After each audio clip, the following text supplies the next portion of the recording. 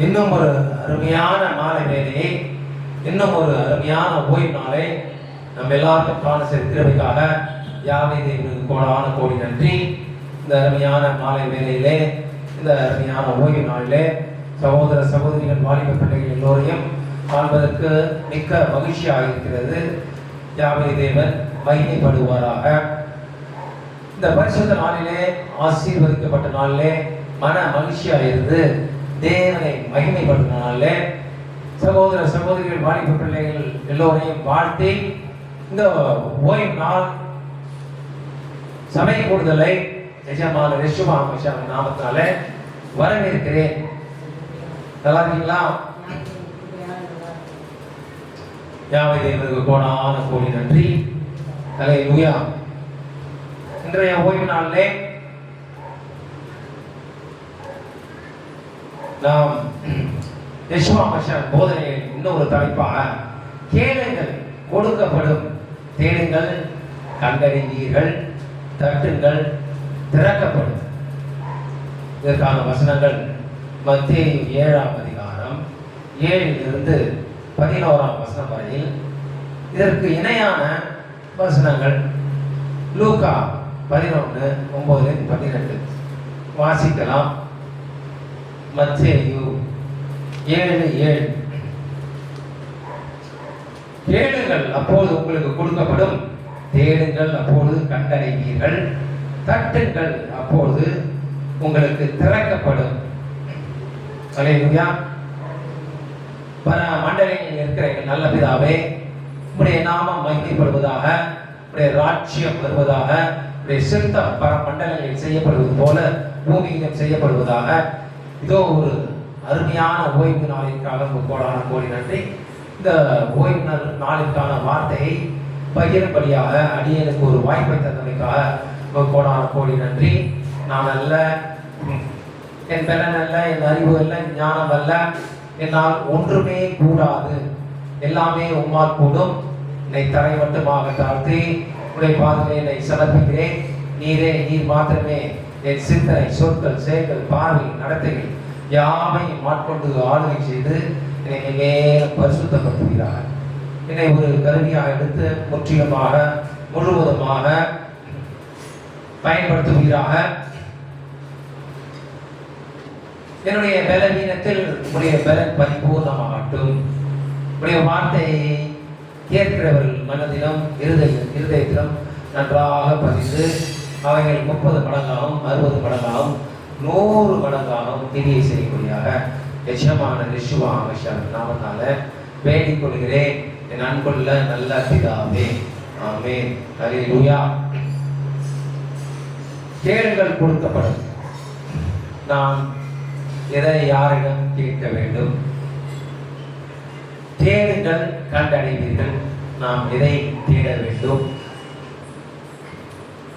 தட்டுங்கள் திறக்கப்படும். நாம் எந்த கதவை தட்ட வேண்டும்? இதை குறித்து தான் நம்ம இன்னைக்கு விரிவாக பார்க்க போகிறோம். ஹல்லேலூயா. நம்முடைய பரலோக பிதா நம்முடைய எல்லா தேவைகளுக்கும் அவரையே சார்ந்திருக்க வேண்டும் என்று நம்முடைய பிதா விரும்புகிறார் என்று யெஷுவா மஷியா தம்முடைய சீஷர்களுக்கு கற்பித்தார். ஹல்லேலூயா. நம்மளுடைய எல்லா தேவைகளுக்கும் யார் எழுத வேண்டும்? பிதாவாகிய தேவனை எஜமான யெஷுவா மஷியா நாமத்தினால அணுக வேண்டும். ஹல்லேலூயா. ஏனென்றால் நல்ல ஈவுகளை தம்முடைய ஜனங்களுக்கு வழங்குவது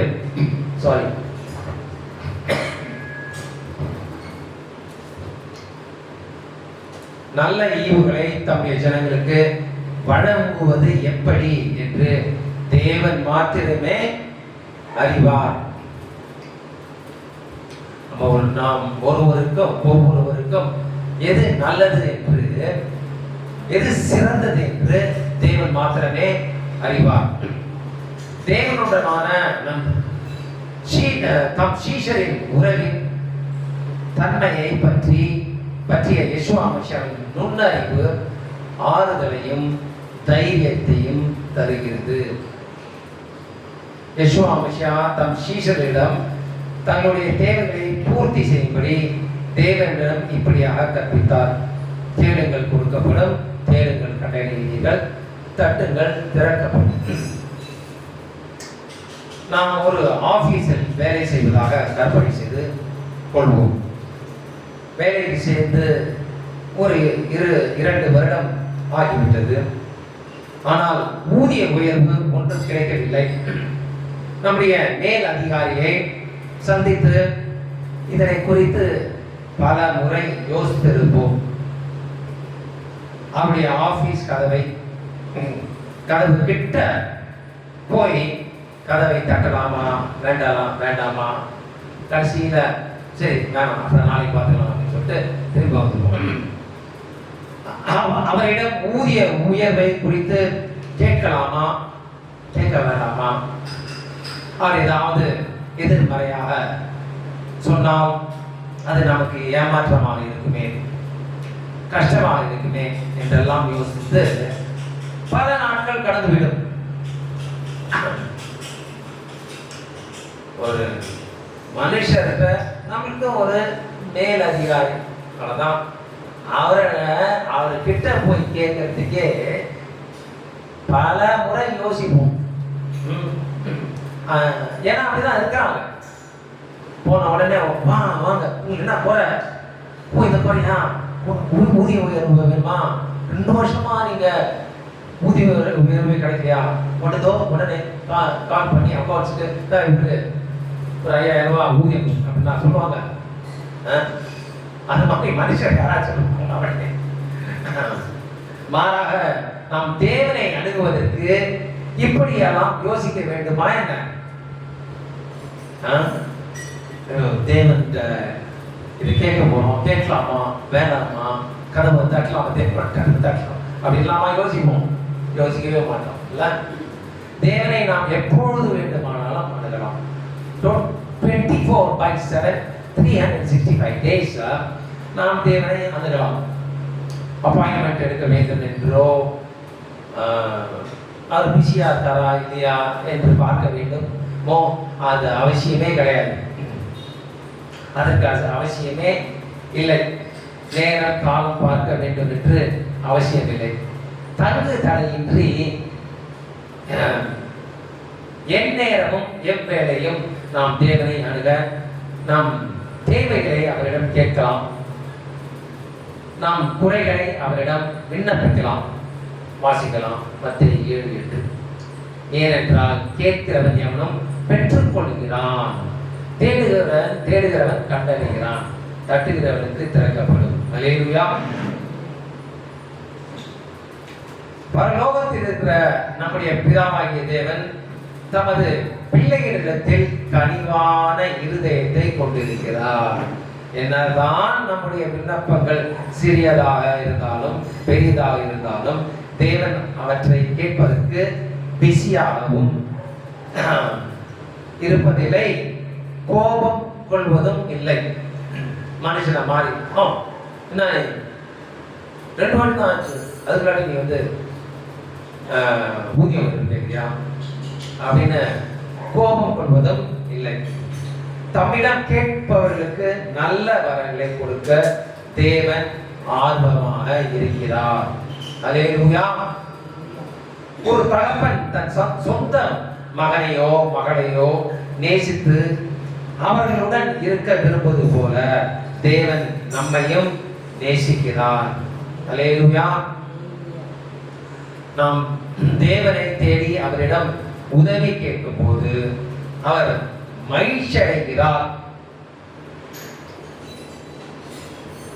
தேவனுடைய கிருபை அவரை உண்மையாய் நேசிப்பவர்களுக்கு ஏராளமாக இருக்கிறது. அல்லேலூயா. வாசிக்கலாம் யோவான் 1:16. அவருடைய பரிபூர்ணத்தால் நாம் எல்லாரும் கிருபையின் மேல் கிருபை பெற்றோம். அவருடைய பரிபூர்ணத்தினால் நாம் எல்லாரும் கிருபையின் மேல் கிருபை பெற்றோம். அல்லேலூயா. இந்த ஆச்சரியமான உண்மைகளை விளக்குவதற்கு யெஷுவா மசியா 2 கேள்விகளை கேட்கிறார். ஒரு தகப்பனின் மகன் ரொட்டியை கேட்டால் அவனுக்கு கல்லை கொடுப்பவன் உங்களில் யார் இருக்கின்றார்கள்? யாராவது தன் மகனுக்கு தன் மகன் வந்து எனக்கு ஒரு பிரெட் கொடுங்க அப்படின்னா கல்லை கொடுப்பான்.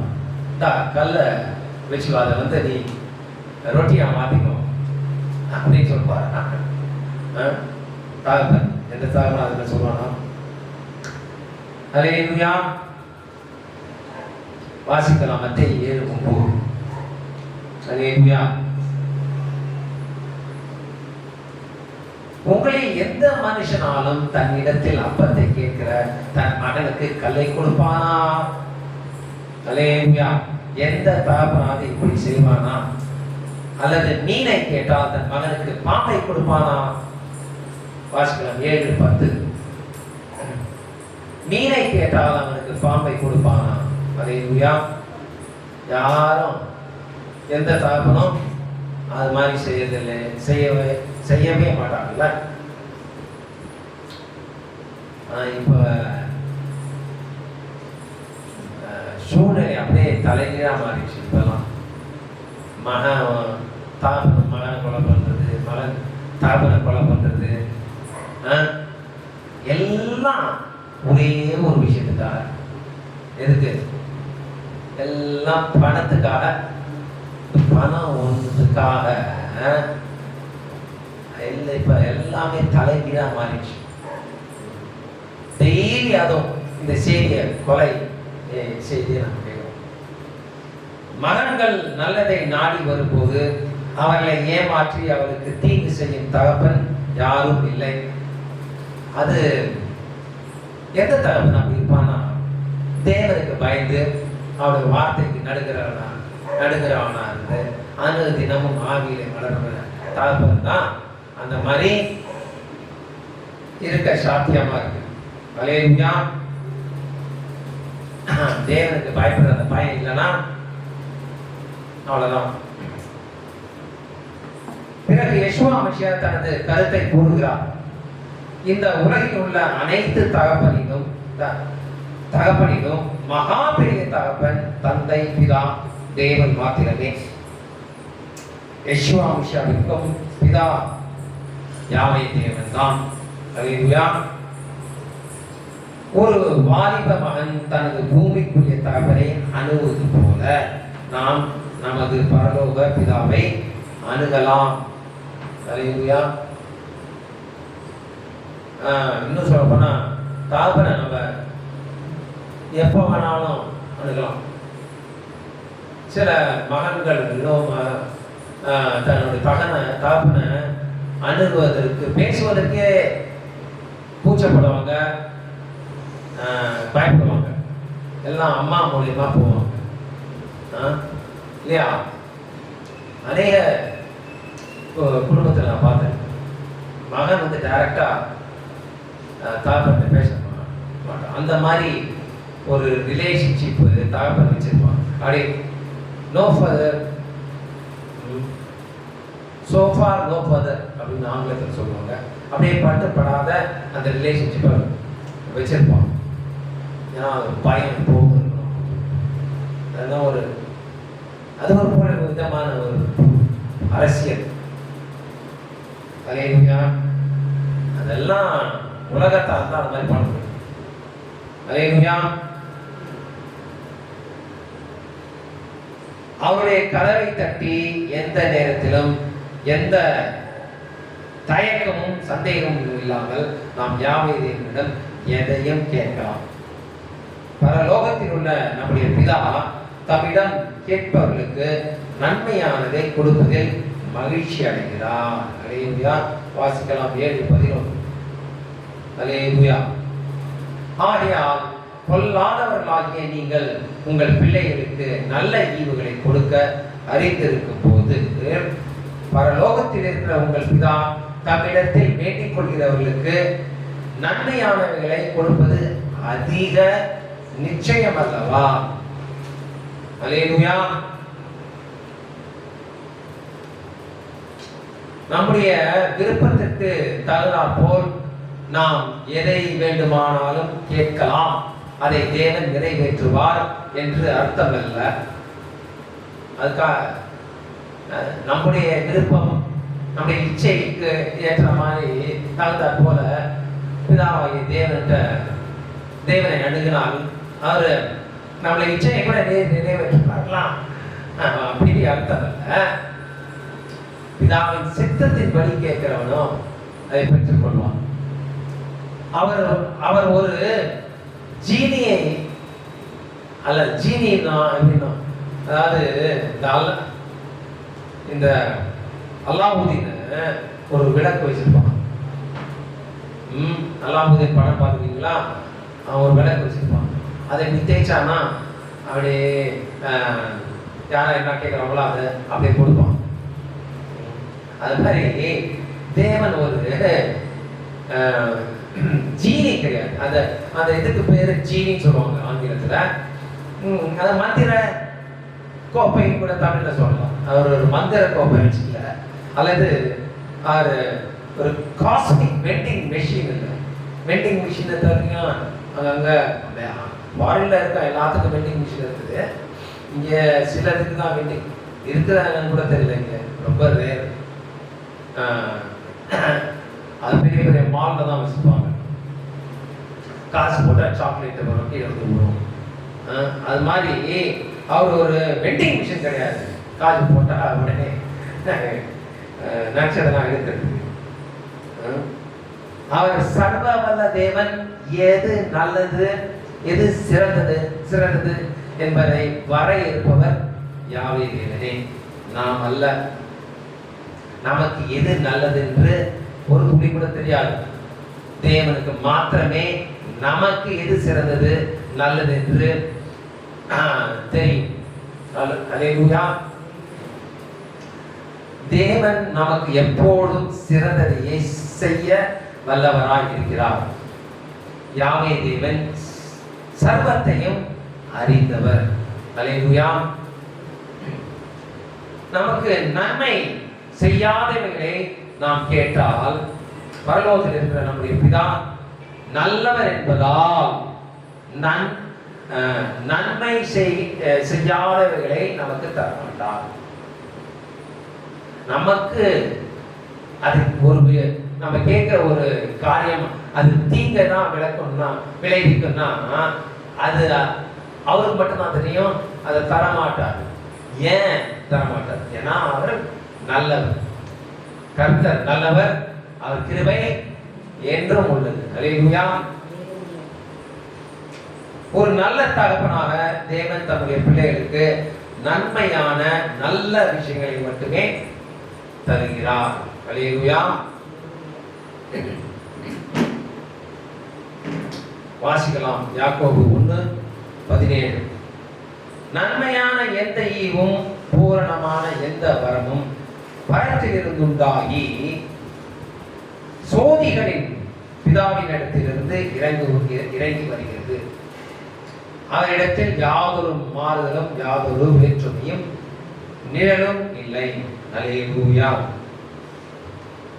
யாவே தேவனின் வெகுமதியின் நன்மைகளை நாம் புரிந்து கொள்ள தவறிவிடலாம். கண்டிப்பா நம்ம அநேக நேரத்தில் யாவை நமக்கு நல்ல வெகுமதியை கொடுக்கறதுக்கு நிறைய கொஞ்சம் காலம் நீடிக்கும். ஆனால் நம்ம தான் அதை பற்றி புலம்புவோம். அது லேட் ஆகுது, என்ன இவ்வளோ வருஷமாகுது, என்னுடைய வியாதி செய்யாத, என்னுடைய ஃபைனான்சியல் நிலைமை அப்படியே இருக்குது அப்படின்னு நம்ம தான் புலம்புவோம். ஆனால் அவர் சரியான நேரத்தில் சரியான வெகுமதியை, சிறந்த வெகுமதியை கொடுக்கிறார். யாரெல்லாம் அவரை முழு இருதயத்தோடும் முழு ஆத்மாவோடும் அன்பு செய்கிறார்களோ அவருக்கு சிறந்ததையே ஏற்ற காலத்தில் செய்ய வல்லவராய் இருக்கிறார். அல்லேலூயா. அதை எந்தவித மாற்று கருத்து இல்லை. அதை நாம் முழுவதுமாக விசுவாசிக்க வேண்டும். அல்லேலூயா.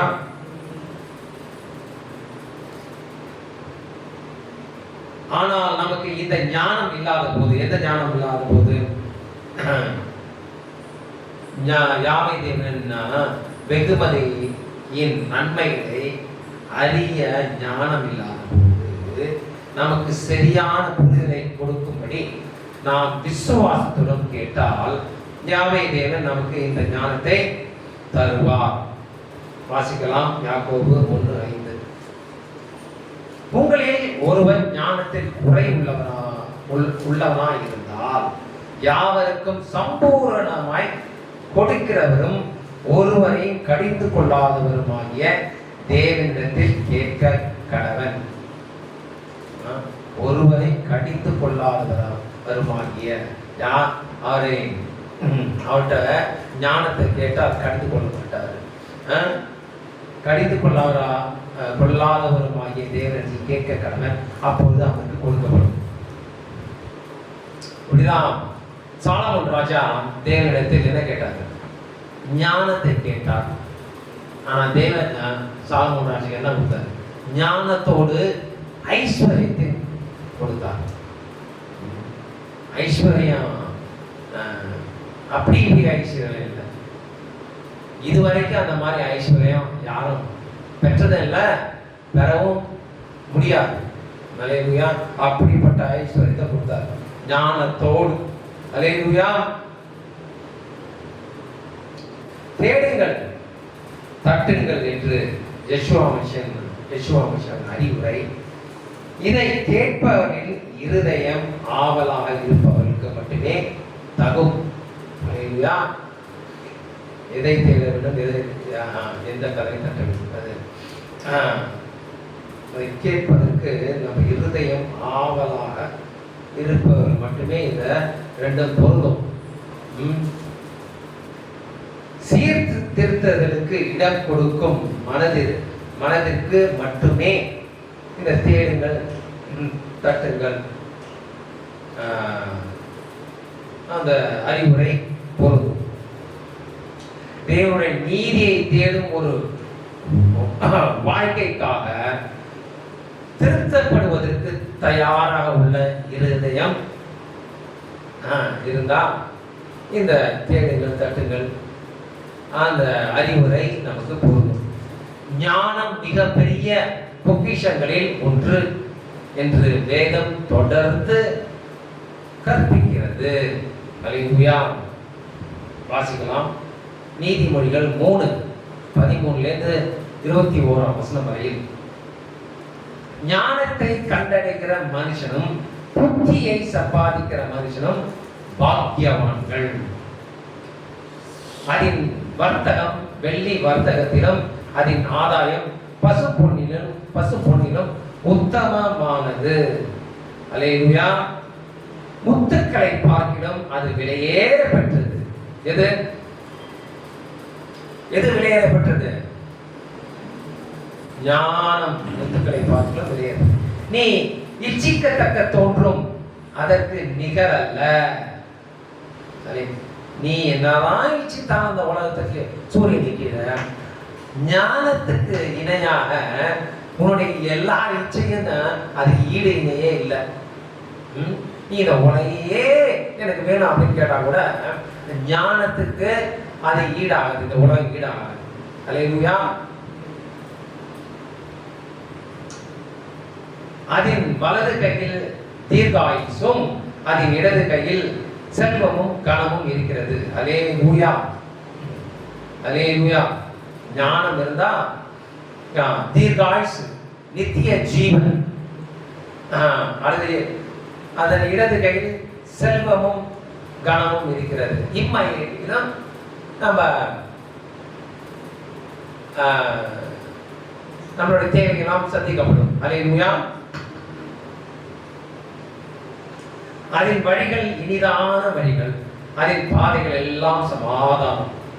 ஞானத்தின் வழிகள் இனிதான வழிகள், ஞானத்தின் பாதைகள் எல்லாம் சமாதானமாக இருக்கும். அது தன்னை அடைந்தவர்களுக்கு ஜீவ விருட்சம். யாருக்கு ஜீவ விருட்சம் கிடைக்கும்?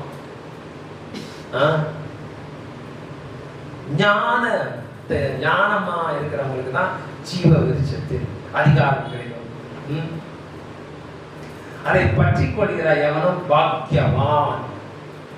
ஏன்னா தேவனுக்கு பயப்படுகிற பயமே ஞானத்தின் ஆரம்பம்.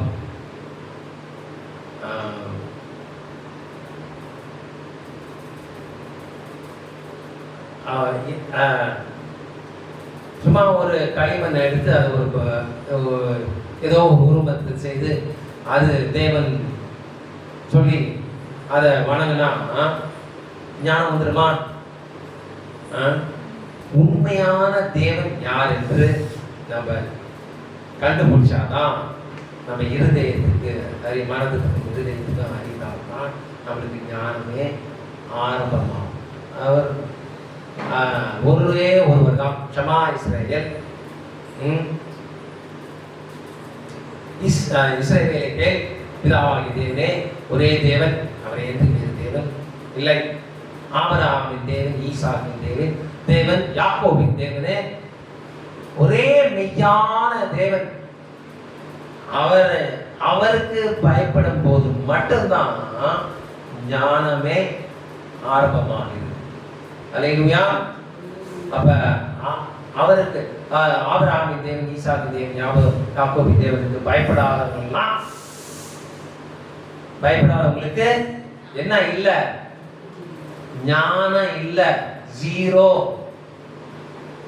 எப்படி பணம் பண்ணலாம் அதுக்கு இருக்குது அறிவு.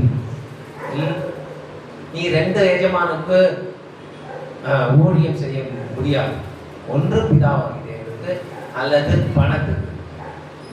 ரெண்டுத்துக்கும் ஊழியம் செய்ய முடியாது. அல்லேலூயா, அல்லேலூயா. கர்த்தர் ஞானத்தினாலே பூமியை அஸ்திவாரப்படுத்தி புத்தியினாலே வானங்களை ஸ்தாபித்தார். அல்லேலூயா, அல்லேலூயா.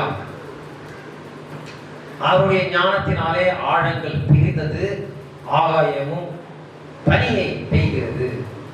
அல்லேலூயா. என் மகனே, இவைகள் உன் கண்களை விட்டு பிரியாதிருப்பதாக. மெய் ஞானத்தையும் நல் யோசனையையும் காத்துக்கொள். என் மகனே, மெய் ஞானத்தையும் நல் யோசனையும் காத்துக்கொள். அல்லேலூயா, அல்லேலூயா. வாவ். நீதிமொழிகள் 16:16. பொன்னை சம்பாதிப்பதிலும் ஞானத்தை சம்பாதிப்பது எவ்வளவு உத்தமம். ஆனா இந்த உலகமே எதை சம்பாதிக்கிறதுக்கு ஓடுது? பொண்ணை தான் சம்பாதிக்க, தங்கத்தை தான் சம்பாதிக்க ஓடு, பொருளை தான் சம்பாதிக்க ஓடு. அதுல ஞானமே இல்லை. அதெல்லாம் அழிந்து போகும். வானமும் பூமியும் இச்சைகளும் கண்களின் இச்சைகளும் எல்லாம் மாயை, அதெல்லாம் அழிந்து போகும். அல்லேலூயா. ஆனா ஞானம் அழிந்து போகுமா? ஞானம் அழிந்தே போகாது, அது பெருகிக் கொண்டே தான் போகும். ஏன்னா ஆரம்பம்னு இருக்குது, ஞானத்தின் ஆரம்பம். அப்ப அது பெருகணும் இல்லையா? ஞானம் பெருகிக் கொண்டே தான் போகும். அறிவு ஒரு டெட்டன்ல வந்து நின்றோம். மனுஷன் செய்திருவான், கண்டுபிடிச்சிருவான். உதாரணத்துக்கு ரோபோ ஏஐ பொம்மைகளை தயாரித்து அதை மனுஷனை அழிக்கிறதுக்காக தயாரிப்பான். அதாவது இன்னும் ஆரம்பத்தை தான் அழிக்கணும்னு சொல்லிட்டு அது எல்லாரும் அழிக்க ஆரம்பிச்சிடும். அதை நிறுத்தவும் முடியாது. அவனால எப்படா நிறுத்துறது அப்படின்ட்டு தவிப்போம். ஸோ அது அறிவு என்னாச்சு? முடிச்சு போச்சா, டெட் வந்துருச்சா? ஆனால் ஞானம் அப்படி இல்லை. ஞானம் பெருகிக் கொண்டே போகும். அது நித்தியம், அது முடிவே இல்லை. ஞானத்துக்கு முடிவே இல்லை. அல்லேலூயா. அது திட்டத்துக்கு வராது, அது போர் அடிக்கவே அடிக்காது. அது உற்சாகப்பட்டுட்டே இருக்கும். அல்லேலூயா. அது வளர்ந்து கொண்டே போகும் ஞானம். அல்லேலூயா. பொன்னை சம்பாதிப்பதிலும் ஞானத்தை சம்பாதிப்பது எவ்வளவு உத்தமம். வெள்ளியை சம்பாதிப்பதிலும் புத்தியை சம்பாதிப்பது எவ்வளவு மேன்மை. புத்தியை சம்பாதிக்கணும். அல்லேலூயா. புத்தி உள்ள ஸ்திரீயா இருக்கணும். புத்தி உள்ள ஸ்திரீ வீட்டை கட்டுகிறாள். புத்தி இல்லாத ஸ்திரியோ வீட்டை இடித்து போடுகிறாள். புத்திய சம்பாதிக்கணும். அல்லேலூயா. எப்படி வரும் புத்தி? தேவனுடைய வார்த்தையில் அனுதினமும் தியானமாக இருந்து ஜெபத்திலே உறுதியா, அனுதினமும் உறுதியா இருக்கும் தான் புத்திய சம்பாதிக்க முடியும். இல்லாட்டி அங்கங்க போறவங்களுடைய புத்தியெல்லாம் கேட்க தோணும். அவங்க இது நல்லா இருக்குது, இது சரியா, இது கொஞ்சம் நல்லா இருக்குது. வேதத்தை விட்டுருவோம். வேதத்தை படிச்சாதானே, ஜெபிச்சாதானே, இது புத்தின்னு தெரியும். வேதத்தை படிச்சு அந்த தினமும் ஜெபித்தால் மட்டுமே நம்ம நற்புத்தி இருக்கும். அல்லேலூயா. புத்தி உள்ள ஸ்ரீயா இருக்கலாம். அல்லேலூயா. அல்லேலூயா.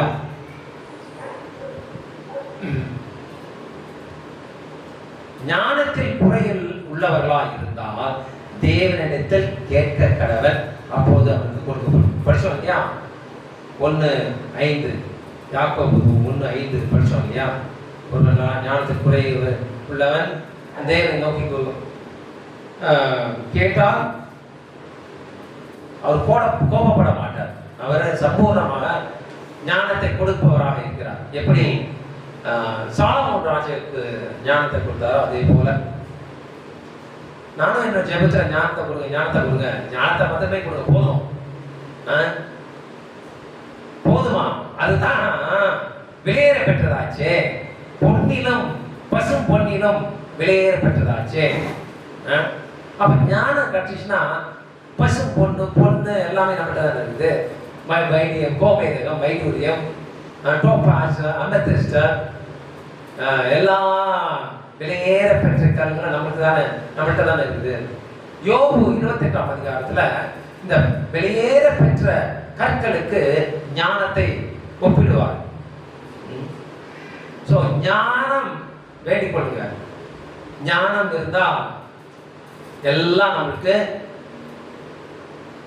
கிடைத்தது. எல்லாமே நமக்கு இருக்குதுன்னா அது உறுதிப்படுத்தும். நித்திய ஜீவன் கிடைக்கும். ஜீவ விருட்சம் அதுக்கு மேல வேணுமா? அது ஞானம் இருந்தாதான் அதெல்லாம் கிடைக்கும். அல்லேலூயா. அதுக்கு அதை விட பெரியது ஏதாவது இருக்குதா? அல்லேலூயா. நாம் எப்பொழுதும் யாவே தேவனை கேட்கலாம். நாம் ஏதாவது தவறு செய்தாலும் யாவே தேவனுடைய கதவை தட்டலாம். ஏதாவது தவறு செய்தாலும் அவர் அணுகலாம். ஏன்னா யாவே தேவன் தான் யாவே தேவன் ஒருவரே நம்மை மன்னிக்கிறதுக்கு தகுதி உள்ளவராக இருக்கிறார். அல்லேலூயா. இதற்கு பொருத்தமாக யெஷுவா மஷியன் ஒரு உவமையை பார்க்கலாம். வாசிக்கலாம். லூக்கா 15ஆம் அதிகாரம் 20லேருந்து 24ஆம் வசனம் வரை வாசிக்கலாம். லூக்கா 15:20லேருந்து 24. எழுந்து புறப்பட்டு தன் தகப்பனிடத்தில் வந்தான். யாரு யூகிக்க முடியுதா? எழுந்து புறப்பட்டு தன் தகப்பனிடத்தில் வந்தான். அவன் தூரத்தில் வரும்போதே அவனுடைய தகப்பன் அவனை கண்டு மனதுருகி ஓடி அவன் கழுத்தை கட்டி கொண்டு அவனை முத்தம் செய்தான். யார் ஞாபகம் தான்? மனம் திருந்திய மைந்தன். ஒரு தகப்பனுக்கு 2 குமாரர்கள் இருந்தார்கள். மூத்தவன் இளையவன்.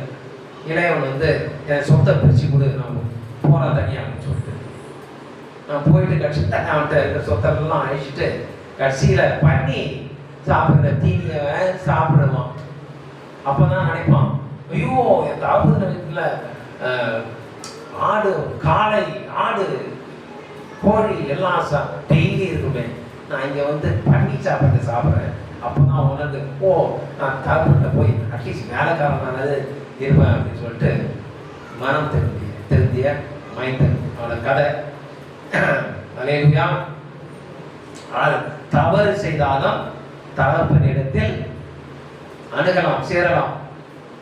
குமாரன் தகப்பனை நோக்கி, தகப்பனே, பரத்துக்கு விரோதமாகவும் உமக்கு முன்பாகவும் பாவம் செய்தேன், இனிமேல் உங்களுடைய குமாரன் என்று சொல்லப்படுவதற்கு நான் பாத்திரன் அல்ல என்று சொன்னான். வா, என்ன ஒரு அருமையான ஒரு மனம் திருந்ததுல அந்த மகனுக்கு.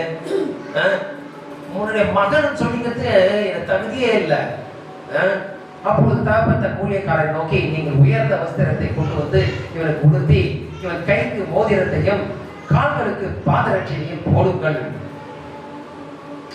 அல்லேலூயா. கொழுத்த கன்றை கொண்டு வந்து அடியுங்கள், நான் புசித்து சந்தோஷமாய் இருப்போம். வா.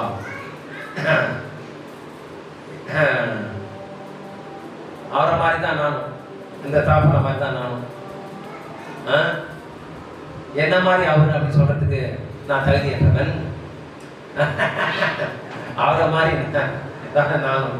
என் குமாரனாகி இவன் மரித்தான், திரும்பவும் உயிர்த்தான், காணாமற் போனான், திரும்பவும் காணப்பட்டான் என்றான். அப்படியே அவர்கள் சந்தோஷப்பட தொடங்கினார்கள். எப்ப இந்த மாதிரி கீழ்ப்படியாத மகன் வந்து தன்னுடைய தகப்பனிடம் ஓடி சென்று, ஐயோ இந்த அம்மான காரியத்தை நான் செய்ய மாட்டேன், இனி என் வாழ்க்கை முழுவதையும் தேவனுக்கு அர்ப்பணித்து தேவனுக்கு பயந்து தேவனுடைய வார்த்தைக்கு நடுங்குகிறான் இருந்து தேவனுக்காக என் வாழ்க்கையை ஏற்படுத்தினேன் என்று கட்டி அழுகிற, அனைத்து அழுகிற அந்த ஆனந்த கண்ணீரை விடுகிற அந்த சந்தர்ப்பத்தை தரும்படியாக அனுதினமும் வேண்டிக் கொள்கிறேன். அல்லேலூயா, அல்லேலூயா. யாவது எனக்கு பிரியமான சகோதர சகோதரிகளே, வாலிபர்களே, கேளுங்கள், கொடுக்கப்படும். நாம் எதை யாரிடம் கேட்க வேண்டும்? எனக்கு காரு கொடுங்க, பங்களா கொடுங்க, அதோ அந்த அழகான பொண்ணை எனக்கு கொடுங்க,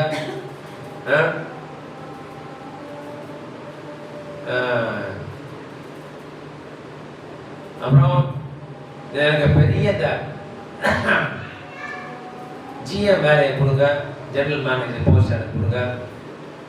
அப்படியா கேட்க வேண்டும்?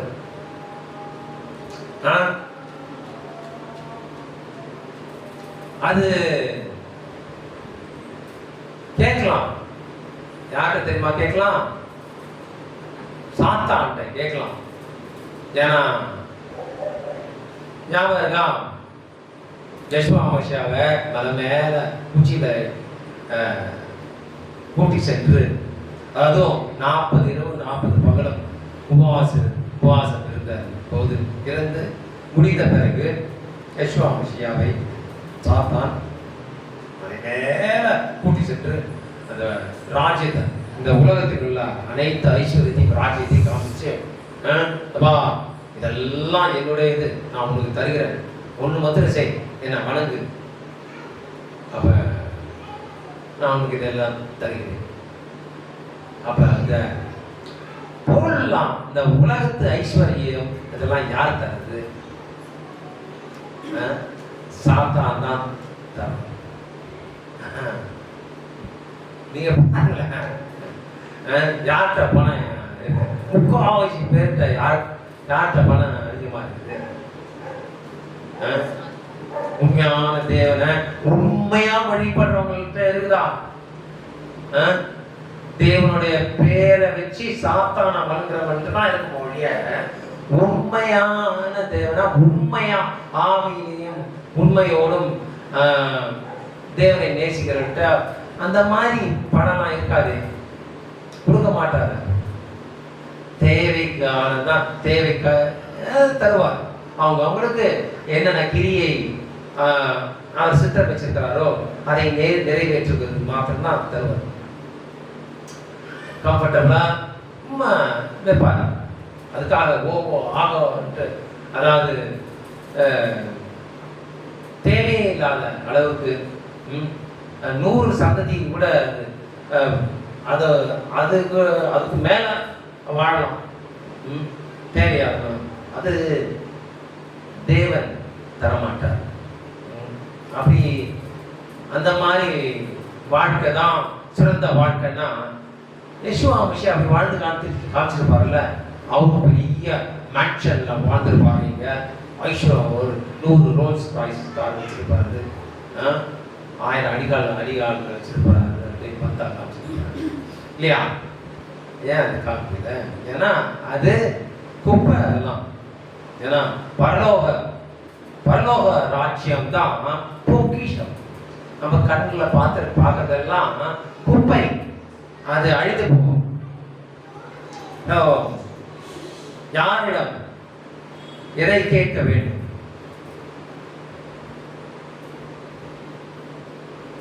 பார்த்தங்க, தேவ பிதாவாகிய ஞானத்தை கேட்க வேண்டும். ஞானம் எல்லாவற்றிற்கும் மேலானது, விலையேற பெற்றது.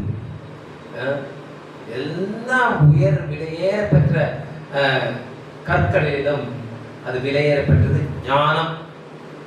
ஞானத்தை சம்பாதியுங்கள் அப்படின்ட்டு படிச்சோம்ல வசனம். புத்தியை சம்பாதி, ஞானத்தை சம்பாதி. ஞானத்தை சம்பாதிச்சாலே எல்லாம் நம்மளுக்கு இருக்கு, அனைத்தும் இருக்கு நம்மளுக்கு. நித்திய ஜீவன், ஜீவ விருட்சம், ஞானம் இருந்தால் மட்டுமே நம்மளுக்கு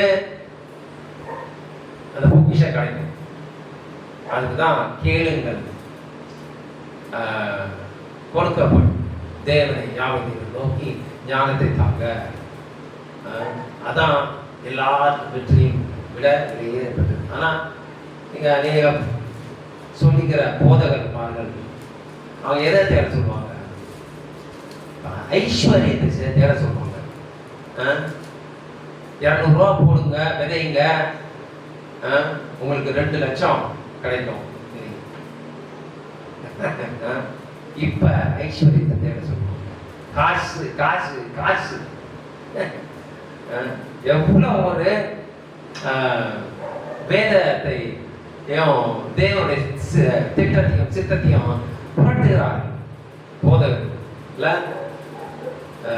ஜனங்களும் அதை ஆவலா செவித்தின உள்ளவர்களாகி அதை அப்படியே ரொம்ப இனிமையா கேட்காங்க. என்னவோ இப்பதான் அவங்களுக்கு 10 கோடி கிடைச்சிடுற மாதிரி அந்த அந்த பிம்பத்திலேயே, அந்த ஒரு மயக்கத்திலேயே கொண்டு போயிடுறாங்க இந்த போதகர். இந்த காசு மயக்கத்திலேயே கடைசி வரைக்கும் சாவர வயசு வரைக்கும் கொண்டு போயிடுறாங்க. இதுங்களாம் ஆடு மாதிரி அப்படியே பின்னாடி போகுது. பாஸ்டர் தான் ஒழுங்குங்களா ஒழிய யாரும் எஜமானது ஒழுங்குங்களா எங்கேயாவது? பாஸ்டர் தான் ஒழுங்கு. ஐயோ அவர் இந்த பாஸ்டர், ஓ ஐயோ ஒரு என்ன மாதிரி பாஸ்டர் அப்படிதான் ஒழுங்குங்களா? ஸோ யாரிடம் விட கேட்க வேண்டும்? தேவனிடம் ஞானத்தை கேளுங்கள். அப்போது அவர் தாராளமாய் சம்பூர்ணமாக கொடுக்க வல்லவராயிருக்கிறார். ஓகே, தேடுங்கள் கண்டறிவீர்கள். எதை நம்ம தேட வேண்டும்?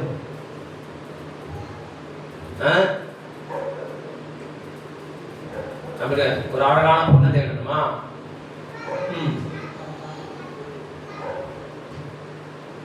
உலகத்து காரியங்களை தேட வேண்டுமா?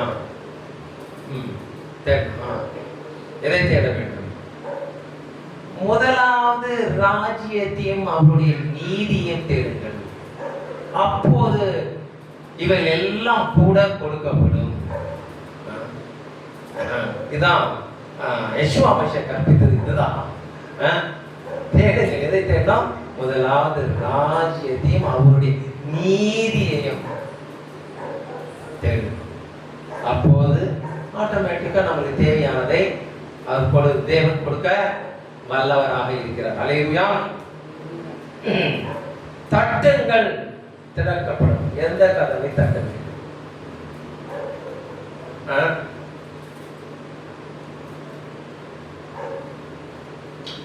பரலோக ராஜ்யத்தின் கதவை தட்ட வேண்டும். அல்லேலூயா. நம்முடைய மனது எப்போதும் பரலோக காலிலே தேர்ந்தது முதல்ல நம்மளுடைய நோக்கம் என்னவெல்லாம் என்ன இருக்கணும்? பரலோக ராஜ்யத்தை குறித்தார்கள். பரலோக இந்த ராஜ்யத்தின் கதவை தட்ட வேண்டும். அல்லேலூயா. இதுதான் உண்மையான அர்த்தம். யெஷுவா மசியா சொல்லிக் கொடுத்த இந்த கேளுங்கள் கொடுக்கப்படும், தட்டுங்கள், தேடுங்கள் கண்களில் தட்டுங்கள் திறக்கப்படும் உண்மையான அர்த்தம். யாரும் இந்த உண்மையான அர்த்தத்தை சொல்றதே இல்லை. மாறாக இந்த இம்மைக்கான காரியத்தை கொடுத்து தேடுங்கள், தட்டுங்கள், கேளுங்கள் எல்லாமே இம்மைக்கான காரியத்தை ஃபோக்கஸ் பண்ண சொல்றாங்க. ஓ மை, அது முற்றிலும் அன்பிக்லிக்கல், ஏமாத்துறது, வஞ்சிக்கிறது. அல்லேலூயா. கடைசியாக யெஷுவா மசியாவே அல்லேலூயா கடைசியா யெஷுவா மசியாவே வாசல் படியிலே நின்று நம் கதவை தட்டுகிறார். அல்லேலூயா. யெஷுவா மசியாவே வாசல் படியில் நின்று நம் கதவை தட்டுகிறார். யாரெல்லாம் உங்கள் இதய வாசல்களை யெஷுவா மசியாவிற்காக திறக்கிறீர்கள்? அல்லேலூயா. யாரெல்லாம் யெஷுவா மசியாவிற்காக தங்களுடைய இருதயத்தை திறக்கிறீர்கள்? அல்லேலூயா. வாசிக்கலாம். வெளிப்படுத்துற விசேஷம் 3:19-21. அல்லேலூயா. நான் நேசிக்கிறவர்கள் எவர்களோ அவர்களை கடிந்து கொண்டு சிட்சிக்கிறேன். அல்லேலூயா. இதுதான் நம்மளுக்கு சோதனை வரும் வேலை எல்லாம். இல்லாட்டி நம்ம தவறான சோதனை எப்படி வருது? நம்மளே தான் அதை வர வச்சுக்கிறோம். நம்முடைய இச்சையினால் சோதனை வர வச்சுக்கிறோம். உருவ குத்தி கொள்கிறோம்.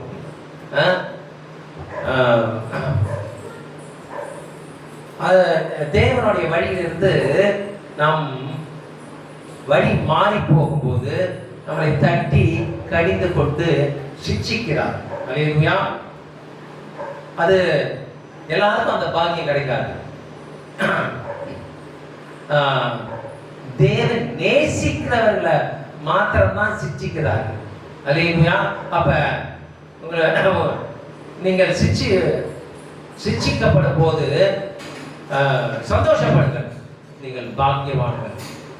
ஏன்னா தேவன் உங்களை நேசிக்கிறார். அல்லேலூயா. ஆகையால் நீ ஜாக்கிரதையா இருந்து மனம் திரும்பு. அல்லேலூயா. பரிசுத்த ஆவியானவர் நான் சொல்றேன்னா, அதாவது உதாரணத்துக்கு இந்த பூமிய ஒரு பெண் பால் ஆண் பால் அப்படின்ட்டு சொல்லுவாங்கல்ல, அது மாதிரி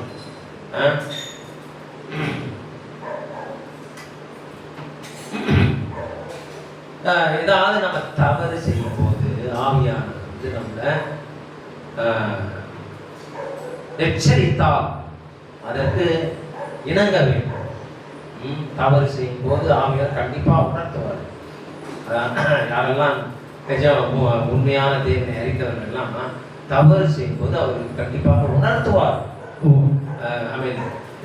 பரிசுத்த ஆவியான உணர்த்துவார். அதற்கு நம்ம செவி சாய்க்க வேண்டும். இல்லைன்னா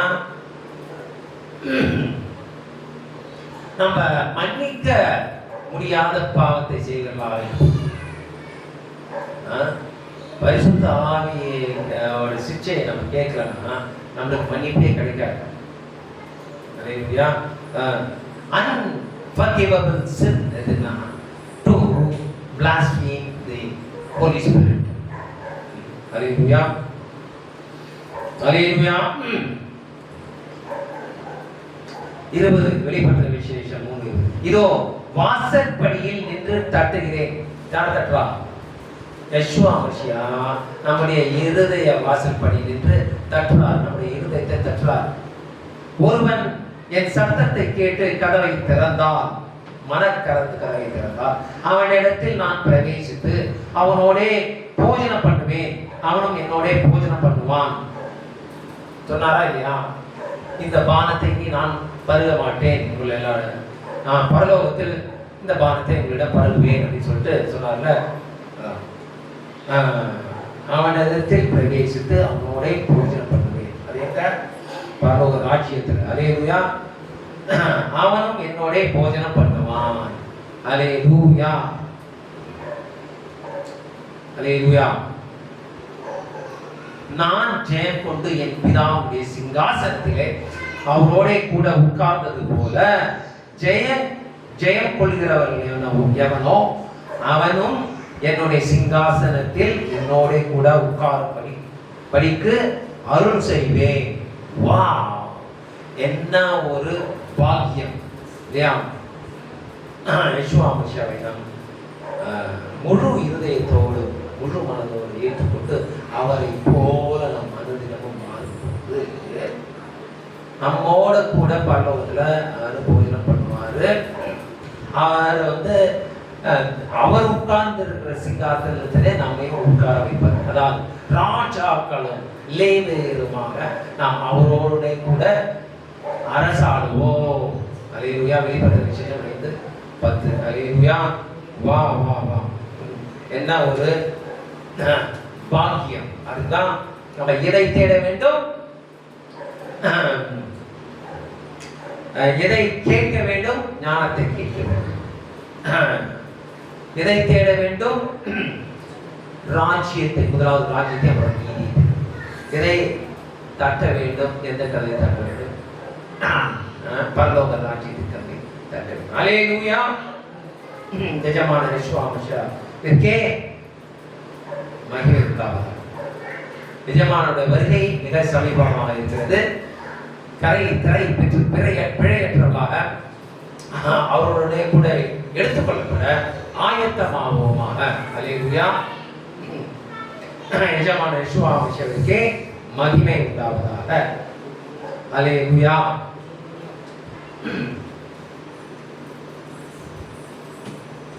எஜமானரே, சீக்கிரம் வந்து உடைய ராஜ்யத்தை எருசலேமிலே ஸ்தாபிப்பீராக, அதிலே எங்களையும் குடும்பமாக சேர்த்து கொள்வீராக. ஹல்லேலூயா.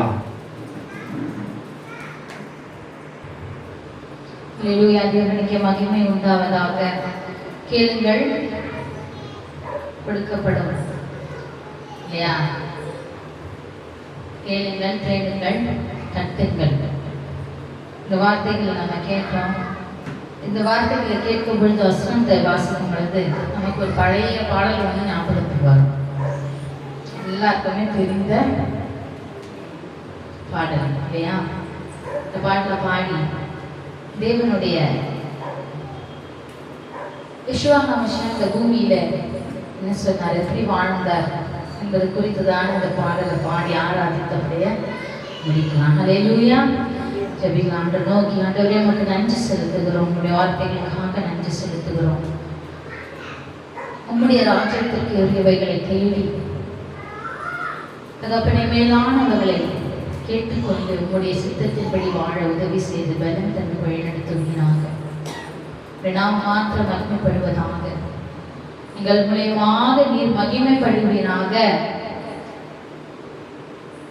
எங்களை தாழ்த்துகிறோம், நீ தாமே உயர்த்திருப்பீராக. ராஜ்யத்திற்கு நேராக வழிநடத்தும் யெஷுவாவின் நாமத்தினால் பிதாவே, ஆமென். ஹல்லேலூயா. ஹல்லேலூயா.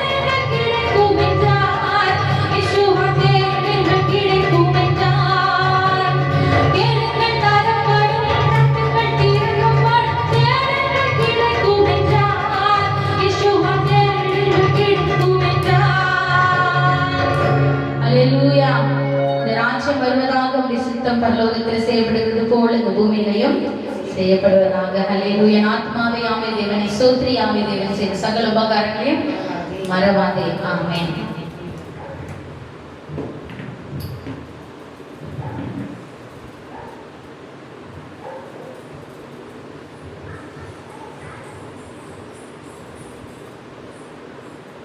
அடோனை உங்கள் எல்லோரையும் ஆசீர்வதித்து உங்கள் எல்லோரையும் காக்க கடவர். அடோனை தம்முடைய முகத்தை உங்கள் எல்லோர் மேலும் பிரகாசிக்க செய்து உங்கள் எல்லோருக்கும் கிருபையாய் இருக்க கடவர். அடோனை தம்முடைய முகத்தை உங்கள் எல்லோர் மேலும் பிரசன்னமாக்கி உங்கள் எல்லோருக்கும் சமாதானம் கட்டளை இட கடவர். எல்லாருக்கும் முன்னொரு முறை ஓய்வு நாள் சமாதானம், ஷபாத் ஷலோம்.